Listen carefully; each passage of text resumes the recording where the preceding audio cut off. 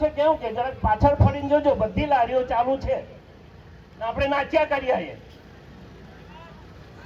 આદિવાસી અહીંયા નાચ્યા કરે, પેલા ધંધો કર્યા કરે આપણા નામ પર. આપણે હરમ નહીં આવે. અને દેશ કા માલિક જય આદિવાસી, હું જય આદિવાસી. આ પોલીસ વાળો પેલી બાજુ સિસોટી મારે એટલે હંતાયા કરે પેલી બાજુ, અને જય આદિવાસી દેશ કા માલિક. હાનો દેશ કા માલિક? નાચવામાંથી તો ઊંચો નહીં આવે ને દેશ કા માલિક કર્યા કરે.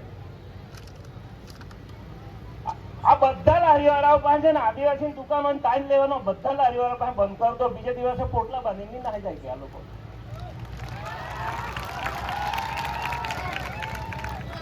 આપણે તો પાછું જવાનું હોય એ લોકોને તાણ ને ગાળ હોય લોકોને જ દેવાની પાછી. નથી કે મરી ગયેલા હે કે આપણે ત્યાં ચાનો લારીવાળા નથી કે પીવા હું મારવાડી ને ત્યાં જાય છે.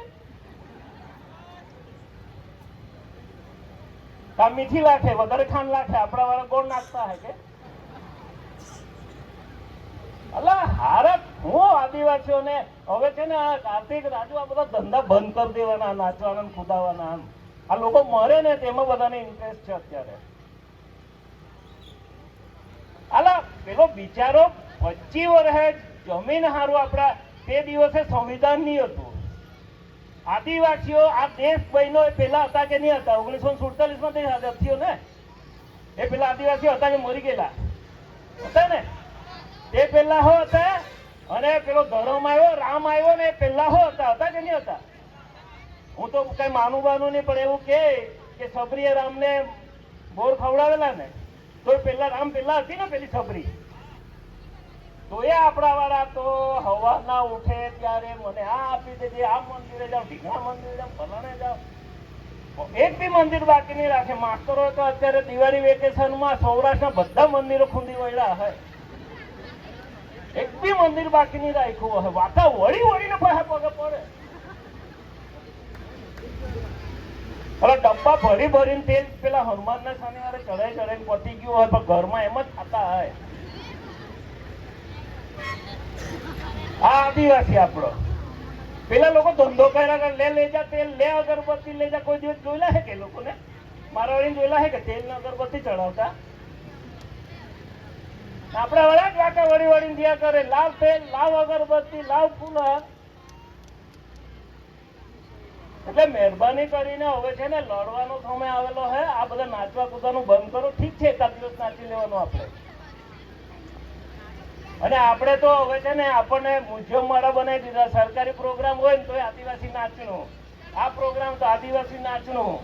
આપણને તો મ્યુઝિયમમાં બનાવી દીધેલા હે. આદિવાસીઓને એન્ટરટેનમેન્ટ માટે રાખેલા હે. અત્યારે આપણે પિક્ચર જોવા જઈએ ને તેવું આપણને આદિવાસી નાચવાનું બનાવી દીધેલા હે. આપણે પાછા બહુ ગર્વ કરીએ, માથે થાળીઓ બાંધી લઈએ અને ફુર કરતા જઈએ. અલા અહીંયા છે ને એક ધારાસભ્ય છે આપણા વિસ્તારમાં, એનો છોકરો હોય એમએલએ ની ગાડી લઈને રખાડ્યા કરે બોર્ડ મારીને.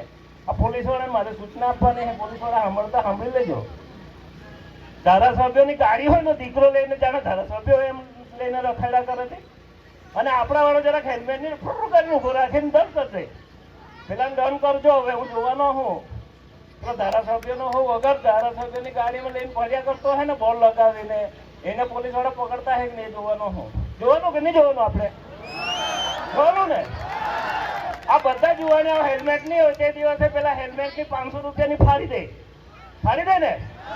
પેલો ધારાસભ્ય છે કે બોલ લગાવીને ફર્યા કરે છે 2000 ને એને તો જેલમાં નાખવો પડે ભાઈ.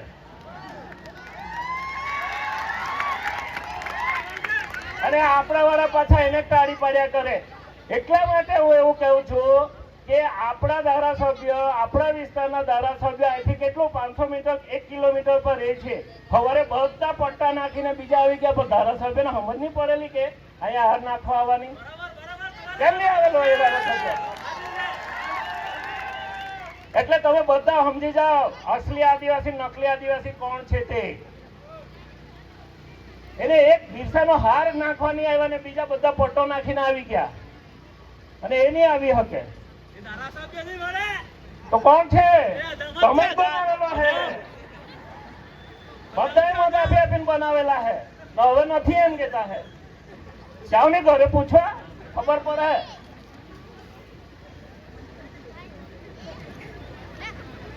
એટલે માફ કરજો, થોડી હું તો કડવી વાત કહેવા વાળો છું, બરાબર, પણ નાચી કૂદીને આપણે પૂરું નથી કરવાનું. હવે જોવાની આવે, હવે આ બધા બોલી ગયા ને, અમારે જવાબ બધાનું પૂરું થયું. હવે તમારું રાજ આવવાનું છે.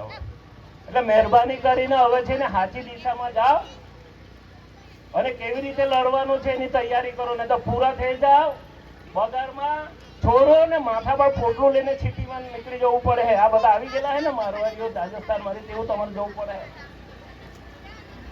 એવું કરવાના છે કે તમને તો ધંધો નહીં કરતા આવડે. આ 12 વાગ્યા જાગતા છે ને,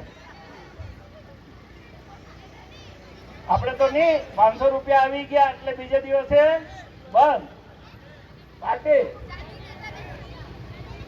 એટલે અત્યારે બધાને મારા ખૂબ ખૂબ અભિનંદન કે તમે લોકો આ બિરસા જે આપ્યો, બિરસાને આ અક્કલ કાંથી આવેલી જમીન બચાવવાની ખબર છે કે આપણે મોબાઈલમાંથી ઊંચા આવીએ. આ બિરસા ઢોર ચરાવવા જતો, બકરી ચરાવવા જતો, ત્યાં બેહીને વિચાર કરતો કે હારી મારા સમાજને જમીન જતી રહી, શું કરું એમ.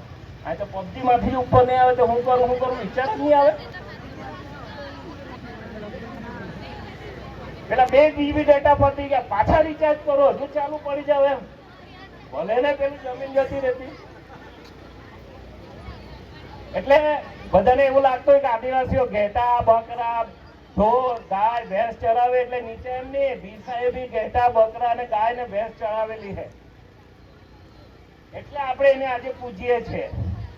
પેલા આજે સવારે આવેલા, પેલા પટ્ટા નાખીને આવેલા તે બિરસા ભગવાન કે જે મીઠું કીધા ભગવાન થઈ ગયો હોય બિરસાલા. આદિવાસીમાં કોઈ ભગવાન ખરો કે આપણો માણસ ને હોય ભગવાન બનાવી દે. એટલે મને કાર્તિક કહેતો હતો આ તો 11મો અવતાર આ લોકો બનાવી દેવાના હોય એમ કે. પછી આપણે આનું મંદિર બનાવવાનું ને એને પગે પડવાનું એમ. એટલે એને હું કર્યું આપણા માટે એ વિચારવાનું છે. ભગવાન થોડો છે, માણસ હતો. એને આપણે એના વિચારોને આગળ લઈ જવાના છે. એટલે ભુવાડીની અને આપણી જે કઈ ટીમ છે એ બધાએ જે મહેનત કરી અને બિરસાને વિચારોને આગળ લઈ જવા માટે જે કઈ મહેનત કરી એના માટે ખૂબ ખૂબ અભિનંદન આપું છું. અને ફરીથી જોહાર, જય આદિવાસી. આ બધી જરાક બોલજો, નાચવાનું હોય તો પછી નાચી લેજો. જય આદિવાસી. અલા પેલી બાજુ 1 કિલોમીટર બાજુ અવાજ સંભળાય એવું બોલો જરા. જય આદિવાસી. આ બાજુ જરા પેલું કિલોમીટર વાળું કરવાનું કે નહીં. જય આદિવાસી. જય આદિવાસી.